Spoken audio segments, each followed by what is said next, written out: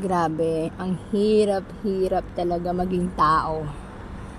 Kasi noon, pangarap mo lang makapunta sa abroad para magkaroon ng trabaho, maganda. Hindi naman totaling maganda.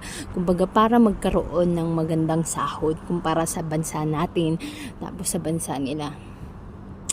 Grabe talaga. Noon, pangarap ko kasi nga, kapag malaki ang sahod mo, marami kang gustong gawin, marami kang gustong bilhin, marami kang gustong bayaran. Tapos yung nandito na ako, oh my God, alam mo, hawak na hawak ko na ang pera. Hindi ko alam kung paano ko hatiin ang sahod ko. Hindi ko alam, halos kulang pa. Alam mo, nung nasa Pinas ka pa lang, yung parang, yung katiting mong sahod na 300 plus sa isang araw o ano man yan, na pagkakasya o nasa-survive mo sa isang buwan. Kumbaga, kung ito-total mo yun, syempre nasa 6,000, 7,000, mga ganun ba? O 10, sabihin mo na lang, kung umaabot ng 10,000 sa isang buwan ng sahod mo.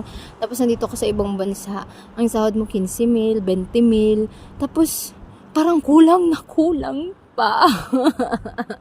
5, 4, 3, 2, 1, mababalo na talaga ako. Tapos yung ang dami mong plano na pag nasa ibang bansa ka, malaki ang sahod mo, syempre, 'di ba? May sahod kang 15 o ano man kumpara diyan sa sahod mo sa Pinas, 'di ba? Pero yung nagsasahod ka diyan sa Pinas na halagang 10, 7, parang parang feeling mo 'di ba kulang ganun. Tapos iniisip mo na pag may nadagdag sa sahod mo, pag nag-ibang bansa ka, kumbaga yun yung gagamitin mo pang business o ano man, o kung ano man. Tapos yung nandito ka na, yung pang plano mo, parang biglang nawala, parang nagbago, parang, alam mo yun, my God, ang hirap, hirap. Ang hirap maging tao talaga. Napapagod na ako maging tao. Buti na lang maging ako ay isang bagay lamang. Kasi pag bagay ka lang, ayan, wala kang problema.